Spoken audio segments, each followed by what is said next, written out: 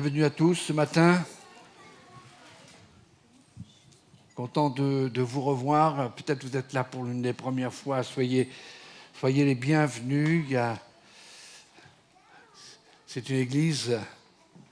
Et cette église, elle n'est pas faite de pierre, elle n'est pas faite de ciment, mais elle est faite de chair, de sang, c'est-à-dire le peuple de Dieu qui se rassemble. Voilà. Je voudrais simplement vous transmettre les salutations de différentes assemblées où j'ai eu le privilège de transmettre le message de Dieu. Et je voudrais dire aussi merci à ceux qui prient pour les pasteurs lorsqu'ils sont absents, lorsqu'ils visitent, disons, les églises, parce que la prière, elle est importante. Et je dirais, la prière, elle est efficace, surtout quand vous devez parler de la part du Seigneur. Je me suis trouvé dans une église où le pasteur était touché par le cancer au foie, en attente de résultats peu encourageants, voire dramatiques. Et puis, je ne sais pas pourquoi, mais dans l'atmosphère, à la fin du message, j'ai fait un appel, et puis ce serviteur a entendu la voix de Dieu, il s'est levé.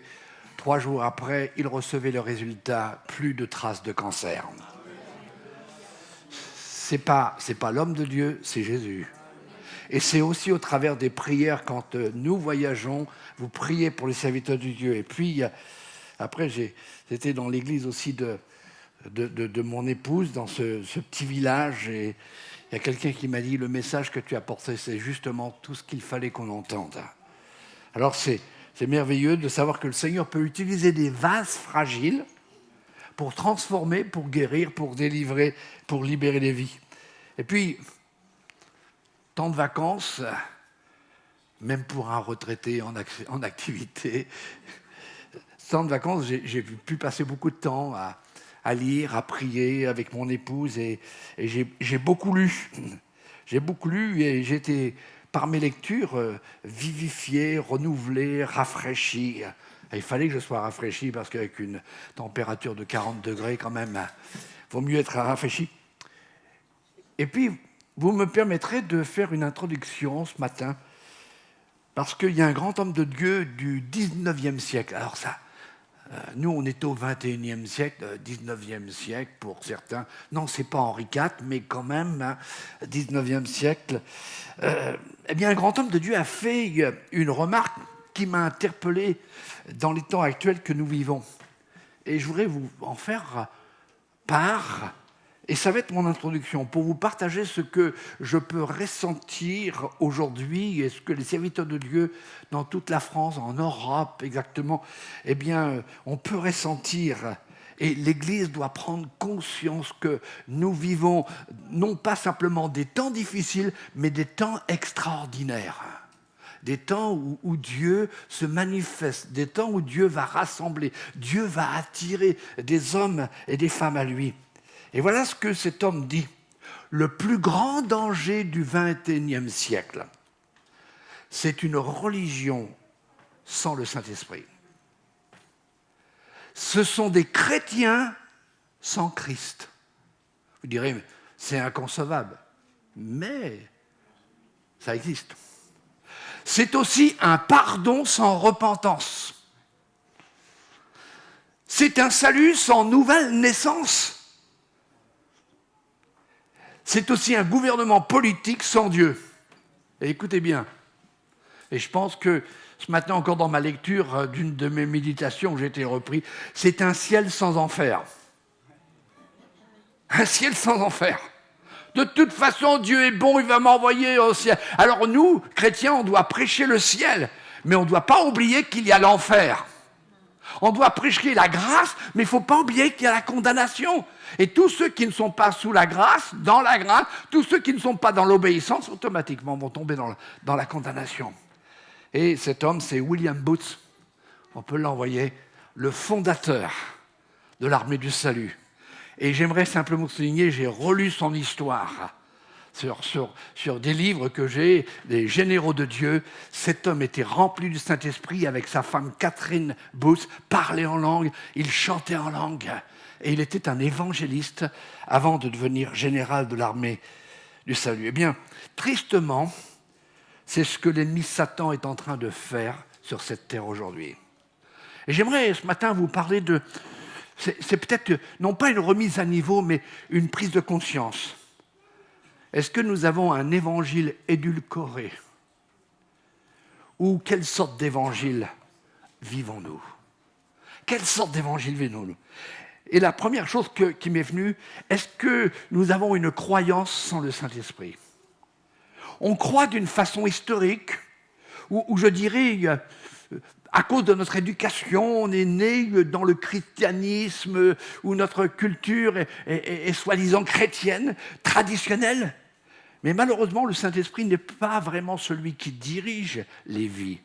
Le Saint-Esprit ne se manifeste pas dans les traditions, ni par des dogmes, par des préceptes, des habitudes, des routines. Le Saint-Esprit, tous les jours, on l'a chanté, chaque matin. Dieu est Dieu. Et le Saint-Esprit doit faire une œuvre nouvelle en chacun de nous. Le Saint-Esprit transforme, il inspire, il dirige dans toute la vérité. C'est la parole de Dieu. Est-ce qu'on peut croire sans le Saint-Esprit? Ce n'est pas possible. Jean chapitre 3, verset 3, il est dit ceci, vous vous rappelez, c'est l'histoire, disons, de Jésus qui rencontre un homme religieux. Mais un homme religieux qui n'était pas né de l'esprit, né d'en haut. Il dira en vérité, je te le dis, si un homme ne naît de nouveau, il ne peut voir le royaume de Dieu. Et il dira, si un homme ne naît d'eau et d'esprit, c'est de recevoir l'eau de Dieu, l'eau de la parole, il ne peut entrer dans le royaume de Dieu. Et il dira, ne t'étonne pas que je t'ai dit, il faut que vous naissiez de nouveau. Le vent, qui représente le Saint-Esprit, souffle où il veut, et tu en entends le bruit, mais tu ne sais d'où il vient, ni où il va. Il en est ainsi de tout homme qui est né de l'Esprit. Est-ce que je suis né de l'Esprit? C'est par le Saint-Esprit que s'opère la nouvelle naissance. Automatiquement, il y a une conviction, il y a une repentance poussée par l'action de Dieu. Je pose cette question parce que quelquefois on oublie. Est-ce que ma croyance est une adhésion ou une conviction? Une adhésion. Je suis évangélique, je suis baptiste, je suis méthodiste. William Booth était méthodiste, rempli du Saint-Esprit. Mais ce n'était pas sa religion qui faisait de lui un homme de Dieu, c'était le Saint-Esprit, sa conviction. Est-ce que nous sommes convaincus que Jésus a pardonné nos fautes? Et laissez-moi vous dire, peut-être que quelqu'un dira « Oui, mais moi je ne suis pas aussi mauvais ou mauvaise que les autres. » La Bible dit que tous on est nés dans le péché. Et on pratique le péché. Et par le sang de Jésus, nous sommes purifiés, pardonnés. Est-ce que de nos jours, nous voyons beaucoup de conviction et de repentance dans nos rencontres? Et je vais plus loin, mes frères et sœurs et mes amis. Est-ce que dans nos temps de dévotion, dans nos temps de prière, dans nos temps de méditation, chacun chez soi, est-ce que le Saint-Esprit vient nous convaincre de la nécessité de changer? De laisser le Saint-Esprit nous faire croître, nous changer en un nouvel homme, en une nouvelle femme? Est-ce que ça vous est arrivé de lire votre Bible et puis vous lisez la Bible et puis d'un seul coup Dieu vous parle et vous ne pouvez pas faire autrement que de verser des larmes? Ça, c'est le Saint-Esprit.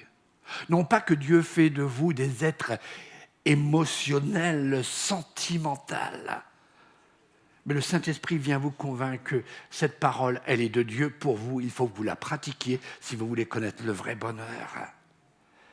Vous savez, l'influence n'est plus spirituelle aujourd'hui, parce qu'il y a tellement d'influences traditionnelles, je dirais même charnelles, voire mondaines. Mes frères et sœurs, si nous voulons voir la puissance de Dieu se manifester, si nous voulons voir un réveil puissant se passer, il faut d'abord que l'Église se réveille. Il faut que chacun se réveille et soit conscient que ce que William Booth a prophétisé au XIXe siècle, c'est ce qui est en train de se passer aujourd'hui et c'est ce qui s'est passé au cours des derniers siècles. Est-ce que nos maisons sont remplies du Saint-Esprit? Je crois que si nos maisons étaient remplies du Saint-Esprit, il y aurait moins de pagaille. Nos maisons seraient déjà un peu mieux rangées, peut-être. Je n'ai pas été chez vous, mais quelquefois, on n'a pas le temps de ranger, on fera ça pour demain et puis on laisse. Mais quelquefois, moins de pagaille dans nos pensées. Et si le Saint-Esprit régnait en nous, il y aurait moins de friction ou de mauvaises pensées. Je ne peux pas vivre sans le Saint-Esprit. Je ne sais pas pour vous, mais chaque matin, quand je me lève le matin avec ma bonne tasse d'expresso italien, je suis là et je dis, Seigneur, tu me parles. Saint-Esprit, convainc-moi. Montre-moi encore ce que je dois changer, ce que je dois te permettre de me changer. Parce que je ne peux pas vivre sans ce que Jésus-Christ a promis d'envoyer, le Saint-Esprit. Une croyance sans Saint-Esprit, une deuxième chose, des chrétiens sans Christ. Pasteur, voyons, c'est pas possible. Si on est chrétien, oui, il y a peut-être un Christ quelque part dans notre vie, mais Christ n'est plus le centre de notre vie. Tout simplement parce que nous voulons être le centre de notre vie. Il est quelque part dans notre vie, mais il n'est plus le moteur de notre vie. Ou il n'est plus, ou pas encore, le propriétaire de notre vie. On a chanté « Seigneur de la terre, créateur de la terre ». C'est lui qui nous a créés. On ne descend pas, je dirais, d'une cellule ou d'un animal. On est des créations de Dieu. Si Dieu est trinitaire, nous aussi, nous sommes trinitaires. Nous sommes corps, âme et esprit. Et dans cette rentrée de temps de vacances, il est important de savoir si Christ est Seigneur de notre vie. Christ est-il Seigneur de nos émotions, de nos réactions? Si quelque part on n'a pas la tendance d'en faire un peu comme Pierre, on a chanté « Je te suivrai ». Pierre l'a fait, mais la première difficulté, excusez-moi le thème, il s'est barré. Il s'est carapaté. Carapaté, plutôt. C'est devenu un vrai pâté. Et devant une petite femme, il a renié 3 fois le Seigneur. Je ne connais pas cet homme. Est-ce que quelquefois, nous ne vivons pas comme si nous ne connaissions pas Christ? Mais si Christ est au centre de notre vie, alors ça se voit. Ça se voit. Ça se voit sur notre visage. J'essaye de voir des sourires sur les visages. Allez, souriez-moi. J'ai une crampe au niveau des lèvres. Ça se voit. Quelquefois, nous sommes la réalisation de la parabole du semeur. C'est-à-dire, on a reçu la graine de la parole de Dieu, mais voilà, les soucis du siècle, les difficultés du siècle viennent étouffer la graine. Et on ne porte pas le fruit de l'esprit, encore une fois, le Saint-Esprit. Les mauvaises herbes. Vous êtes d'accord avec moi, les mauvaises herbes, on n'a pas besoin de mettre de l'engrais pour que ça pousse. Vous êtes d'accord avec moi? Quand je suis rentré de notre voyage, le jardin, c'est la propriété de ma femme. Je la consacre tous les jours au jardin.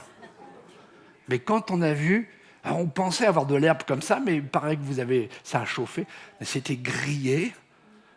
Il y avait des pommes un peu partout. Mon fils en a ramassé avec les petits-enfants. Je me suis dit, c'est incroyable. Comme quoi la mauvaise graine, ça pousse. Et la mauvaise graine en toi, ça pousse aussi. Voilà pourquoi il faut que la fraîcheur du Saint-Esprit puisse arroser ta vie. Paul dira à son jeune élève, son jeune pasteur, son jeune stagiaire, de Timothée 2,3, tel un bon soldat de Jésus-Christ, prends comme moi ta part de souffrance. Quand on est soldat, on est prêt à prendre des coups. Il n'y a pas de soldat qui dirait « je suis un bon soldat » s'il n'est pas marqué dans sa vie. Et la version du Semeur, ça c'est la version du Semeur, mais la version du message m'a importé. Sommes-nous de bons soldats? Supportons-nous avec joie les difficultés difficultés sans faire de compromis pour une vie paisible. Dieu veut être au centre de notre vie. Il ne veut pas être aux abords de notre vie. Il ne veut pas être juste un segment de notre vie. Le Dieu de l'univers, le Dieu qui vous a créé et qui vous aime, veut être le centre de votre vie. Je vais être plus explicite, peut-être plus technique pour ceux qui aiment bien la technique, la mécanique. Jésus veut être l'axe de votre vie. C'est vous qui devez tourner autour de Jésus et non pas Jésus qui doit tourner autour de votre vie quand vous avez un problème. Mais il doit être l'axe de votre vie. Dieu veut avoir une relation d'amour avec vous. Voilà pourquoi nous ne disons pas que nous avons une religion. Nous avons plus qu'une religion, nous avons le Christ. Le Christ au milieu de l'Église, c'est-à-dire le rassemblement des chrétiens. Une relation d'amour, c'est un moment de partage, d'échange, où nous pouvons tout lui dire, car il nous aime. Et il est le seul vraiment à nous comprendre. Votre bonheur et la réussite de votre vie tiennent de la décision que vous prenez chaque jour, chaque matin. Sur qui centrez-vous votre vie? Sur qui je vais centrer ma vie? Alors on peut la centrer sur la carrière, sur la famille, sur un passe-temps. Mais l'Ecclésiaste, Salomon a dit ceci, tout est vanité poursuit-devant. Quand vous centrez votre vie sur Dieu, alors plus d'inquiétude.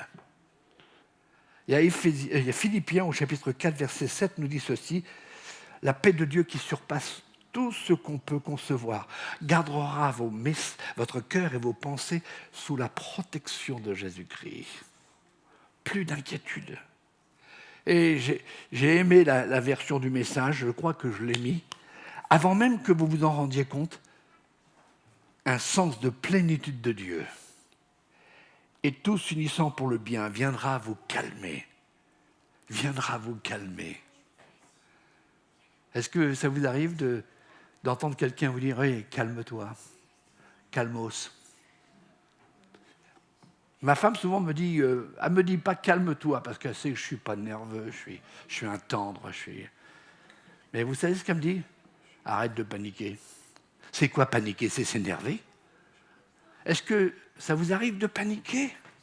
Eh bien, la version nous dit et tout s'unissant pour le bien viendra vous calmer. C'est merveilleux de ce qui se passe quand Christ déplace l'inquiétude du centre de votre vie parce qu'il devient le centre de votre vie. Je vous rappelle simplement cette histoire où je dirais, les disciples étaient dans une barque et puis il y a la tempête qui a soufflé. La tempête a soufflé alors que Jésus était dans la barque. Et ils ont oublié que Jésus, c'était le Créateur. Est-ce que la tempête pouvait faire couler Jésus? Pas possible. Et ils se sont mis à paniquer, ils se sont énervés. Et ils ont secoué Jésus. Pour la première fois dans la Bible, vous voyez dans le Nouveau Testament, c'est la première fois que dit Jésus dormait. Pour une fois que Jésus dort, il faut qu'il le réveille. Et qu'est-ce que Jésus a dit? Il s'est levé et il a parlé de calme. Et les éléments déchaînés lui ont obéi. Quand il est le centre de votre vie, c'est le calme. Sans Christ, ce n'est pas possible de vivre. Sans Christ au centre, ce n'est pas possible de vivre. C'était pas écrit, mais il me vient cette pensée. Quand nous sommes entrés dans l'avion pour revenir, on est entrés et puis malheureusement l'avion était plein. Et puis on nous a dit, vous allez à cette place-là, puis vous allez à cette place-là. Je me suis dit, si jamais l'avion crache, je ne pourrais pas prendre ma femme, lui dire, je t'ai aimé toute la vie. Non, elle n'était pas plus trop loin. Et puis, malheureusement, on m'a mis à côté d'une femme qui prenait la moitié de mon siège. Et puis, je dis quand même, il voit que quand même je suis mince, mais quand même... Et puis, au moment du décollage, j'ai vu cette femme faire... Je l'ai regardée. Puis, aussi vite le décollage, cette femme a commencé à dormir. Mais elle avait un ronflement. Un ronflement. Mais tout l'avion entendait le ronflement. Et les gens se retournaient, et puis il y a une femme qui m'a dit... Alors j'étais en train de travailler justement sur mes messages, j'avais l'intention de prendre l'ordinateur, et puis j'ai dit, mais peut-être que si elle ronfle, c'est qu'elle n'est pas bien. Et puis à un moment donné, elle s'est réveillée, on a commencé à parler. Elle m'a dit, voilà, je suis de New York, je vais prendre mon avion de New York, j'ai eu un infarctus en Sicile, et j'ai du mal à respirer. Elle me dit, excusez-moi si je fais du bruit. On a commencé à parler. Au moment où on a atterri, elle a oublié de faire... Pourquoi? Parce que le Christ en moi était à côté d'elle. Et elle s'est calmée. Et je lui ai dit, madame, je ne vous connais pas, mais le prochain vol, vous allez le faire merveilleusement. Je prie pour vous que Dieu vous guérisse maintenant. Je me suis levé, je voulais rejoindre ma femme pour ne pas la laisser partir toute seule, on ne sait jamais. Et puis, elle m'a attrapé le bras. Puis elle m'a regardé, elle me fait « Thank you, merci ». Et je me suis dit, elle touche le bras du serviteur de Dieu. J'espère que c'est le bras de Dieu. Tout simplement parce que Christ est au centre de notre vie. Si Christ est au centre de votre vie, automatiquement, ceux qui sont autour de vous doivent sentir Christ. Et votre mission, c'est de bénir. Vous savez, croire, c'est pratiquer, c'est mettre en pratique. Croire, c'est être en accord avec ce que Dieu dit. Croire, c'est vivre une intimité quotidienne avec Dieu. Croire, c'est vivre le Saint-Esprit en vous. Croire, c'est avoir cette conviction que Dieu est parfait et qu'il fait et veut faire pour notre bien-être spirituel. Il veut que nous grandissions dans la foi. Mais il ne veut pas que nous grandissions dans la foi pour nous dire « on est quand même pas mal, nous les chrétiens évangéliques, on est quand même mieux ». Non! On est tous imparfaits. Mais il veut que nous grandissions pour que nous soyons une bénédiction pour les autres. Mon dernier point. Pourtant, on sait aujourd'hui, certains ont cru à ce que je décrirais comme une version d'un évangile édulcoré, c'est-à-dire un évangile allégé, un évangile light. Je ne sais pas si vous buvez du light, des boissons normalement qui ont du sucre et du light. Moi, je me rappelle ma diététicienne, alors ça, il y a des siècles de cela, m'a disait, ne buvez jamais du light, prenez plutôt du jus de fruits pur. Le light, c'est édulcoré. Un évangile édulcoré, c'est un évangile qui promet le pardon, mais sans la nécessité de se repentir de son péché. On croit en Dieu, en Jésus, mais on continue d'avoir la même vie, avec les mêmes penchants, avec le même caractère, sans avoir le besoin de se détourner de ses fautes, de son ancienne vie. Et pourtant, il est dit, si vous êtes en Christ, les choses anciennes sont passées, toutes choses deviennent nouvelles. Toutes choses deviennent nouvelles. Ça veut dire que demain, il y aura quelque chose de nouveau encore dans ta vie. Tu vas sortir de cette église, il y aura quelque chose qui va naître en toi et ça va aller en s'intensifiant. Un évangile édulcoré qui promet la paix, mais ne prévient jamais de la persécution, l'épreuve, la difficulté. Un évangile qui dit « Dieu veut que vous soyez en bonne santé, que vous soyez riche, que vous n'ayez jamais de problème à proprement parler. » Un évangile qui dit que vous trouveriez tellement la faveur que tout ce que vous voulez, vous l'obtenez. Et qu'à chaque fois que vous cherchez une place de parking, vous l'obtenez. Moi, ça me rappelle quelque chose. Et ma femme me l'a fait rappeler dernièrement en faisant elle-même une prière. Quand mon fils était beaucoup plus jeune, je le conduisais soit à la musique, soit à l'école, ou peu importe. Et je disais, waouh, on va avoir des difficultés à se garer. Et il disait, Seigneur, donne une place à ton humble serviteur. Et à chaque fois qu'il faisait cette prière, ça marchait. Et dernièrement, on était se promener avec ma femme, et puis on est entré dans un souterrain. Et puis je dis, waouh, il est blindé ce souterrain. Et ma femme dit, Seigneur, donne à ton serviteur humble une place. Bon, ça a pris du temps, parce que quelquefois la prière demande la patience. J'aurais voulu que mon fils soit là, parce qu'à chaque fois, ça marchait. Ne pensez pas que recevoir Christ dans votre vie va ôter toute difficulté de votre vie. Mais la différence, c'est plus vous qui devez négocier avec les difficultés, c'est Christ en vous. Ça change la donne. Vous savez, la vie chrétienne n'est pas une cour de récréation ou un terrain de jeu, mais c'est un champ de bataille. C'est un champ de bataille. Jésus veut que nous soyons des combattants en nous opposant constamment à l'ennemi de nos âmes. Et non seulement il y a un Dieu qui vous aime et qui a un plan pour votre vie, et ce plan, c'est que chacun d'entre nous doit grandir dans la grâce de Dieu, doit mûrir et devenir un véritable soldat qui est là pour défendre les autres, pour sauver les autres. La vie chrétienne, ce n'est pas tout va bien, pas de problème, pas de nuages, toujours le soleil qui brille sans jamais la tempête.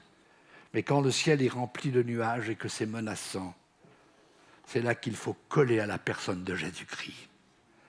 C'est là qu'il faut avoir toujours les yeux fixés sur lui et non pas sur nos problèmes, nos difficultés, nos souffrances, notre maladie. J'aime beaucoup cette phrase, elle va venir sur l'écran. L'épreuve, la difficulté, l'opposition, l'adversité révéleront quelle sorte d'évangile nous croyons. Quelle sorte d'évangile nous vivons. Quelle sorte d'évangile nous pratiquons. Quel est l'évangile que je pratique? Quel est l'évangile qui nourrit ma vie spirituelle? Quel est l'évangile qui brille dans ma vie? Quel est l'évangile qui, en moi, impacte ceux qui sont autour de moi? Est-ce que, comme moi, vous êtes toujours citoyen de la terre, mais plus citoyen du ciel? Votre nom est-il connu sur cette terre ou est-il écrit dans le livre de vie? Lorsque l'évangile de Christ est en nous et que nous demeurons en lui, il est impossible de vivre comme le monde. Notre vie change car Christ vit en nous. Rappelez-vous, il est l'axe de notre vie. La lumière fait fuir les ténèbres et non pas le contraire. Si Jésus est dans notre vie, alors ne mettons pas, comme dit la Bible, la lumière sous le boisseau ou sous le lit, ou sous, disons, pour pas qu'elle n'éclaire, ou qu'elle éclaire uniquement vous. Mais elle doit briller pour montrer aux autres le chemin de la vie. J'arrive à ma conclusion. En ces temps difficiles, où la terre est bien bousculée, perturbée, nous avons une mission. Nous avons une mission. Et quelle est cette mission? C'est vivre l'Évangile. C'est avoir l'Évangile en nous. Et quand le vent souffle, l'Évangile se manifeste. La paix de Dieu est en nous. Le Saint-Esprit parle au travers de notre bouche. Le Saint-Esprit n'est pas une influence seulement, mais c'est une troisième personne. Celle que Jésus a dit quand il est monté au ciel, je vous enverrai le Consolateur. Je vous enverrai celui qui vous réconforte, celui qui va vous fortifier, celui qui va vous mener dans toute la vérité. Le monde n'a pas besoin d'une religion aussi jolie soit-elle. Il a besoin que l'Église démontre la puissance de la croix, la puissance et l'autorité de Dieu, qui est en chacun de nous si Christ est au centre. Et cette croix qui reste debout, cette croix qui nous rappelle que notre vie est christocentriste. Christocentriste. Je dirais, c'est pas un nouveau vocabulaire. Ça veut dire que notre vie, c'est Christ au centre. Ça veut dire que si Christ est déplacé du centre, on commence à dérailler. On commence à aller de droite et de gauche. Il n'est pas trop tard pour réaliser que nous avons besoin plus du Saint-Esprit. Et que nos divergences, nos différences, lorsqu'on leur donne la priorité, eh bien, freinent l'action de Dieu au milieu de nous et font que nous sommes éloignés de sa présence. Nous voulons voir Dieu à l'œuvre. Alors, offrons-lui notre vie entière, sans restriction. Soumettons-nous au Saint-Esprit et vivons de sa victoire. Brûlons de son feu et empêchons le diable de jeter de l'eau sur notre feu pour l'éteindre. Jésus nous a appelés non pas à vivre une vie d'indépendance, mais écoutez bien, à vivre ensemble, autour de Christ, à combattre ensemble, parce que Christ combat avec nous, à tenir ferme ensemble, et aussi ensemble à protéger notre héritage, notre statut d'enfant de Dieu, fils et filles du roi, soldats de Christ. Est-ce que c'est votre désir ce matin? Il suffit de s'approcher de lui, de ne pas avoir honte, même de nous repentir. Si nous avons baissé dans notre foi, notre amour et notre zèle, si l'évangile est devenu peut-être un peu factice, édulcoré, il est là parce qu'il est plein d'amour. Il est là pour nous pardonner, comme le Fils prodigue. Il est là pour nous rendre notre dignité. Il est là pour ôter nos chaussures qui ont été un petit peu vieillissantes à cause des difficultés de la vie et nous donner des sandales qui représentent l'évangélisation pour nous de pouvoir mieux courir vers ce monde perdu. Il est là pour nous donner aussi un manteau de justice, un anneau de réconciliation et d'appartenance à Dieu. Pas terminer d'une façon négative, mais si l'Église ne sait plus se repentir, comment pouvons-nous nous attendre à ce que ceux de l'extérieur se repentent? Disons-lui comme le Fils prodigue, mon Père, j'ai péché contre toi, contre le ciel. J'aimerais vous dire, faisons sa joie en lui redonnant notre vie et nous vivrons le bonheur de sa présence au centre de notre vie. Balayons, ôtons cet évangile superficiel, light, allégé, édulcoré et vivons l'évangile dans toute sa puissance. Parce que le monde a besoin de voir que la seule puissance qui peut sauver notre monde, c'est l'évangile de Jésus-Christ. Que le Seigneur nous bénisse. Baissons simplement nos têtes pendant quelques instants. Je voudrais non pas vous rappeler quelques points de ce message, mais vous dire, il est temps de se réveiller. Il est temps de secouer de notre vie cette apathie spirituelle, ce laxisme spirituel. Comme John Booth, ou plutôt William Booth a dit, le fondateur de l'armée du salut, on est sauvé pour servir. On est sauvé si Christ est au centre, s'il est l'axe, pour que nous devenions aussi des sauveteurs de ce monde qui est dans la tempête et qui ne sait plus où tourner la tête. Ce matin, je voudrais simplement faire cet appel avant qu'on puisse chanter quelque chose. Encore un chant d'adoration. Est-ce que comme moi, tu veux te lever à ta place et dire, je te reconsacre ma vie. Je veux que tu sois l'axe de ma vie. Je veux que tu sois le centre. Si c'est ton désir ce matin, mon frère, ma soeur, lève-toi à ta place devant le Seigneur. Et désire de tout ton cœur que réellement cet évangile qui n'est pas l'évangile de Christ, qui est peut-être un évangile traditionnel, édulcoré. On a donné des substances qui nous font du bien, mais qui en fin de compte ne nous donnent pas les vraies vitamines. Ce matin, apporte ta vie à Jésus. Offre-lui ta vie. Il ne veut pas être à l'extérieur de ta vie. Il ne veut pas être non plus le numéro d'urgence quand ça ne va pas.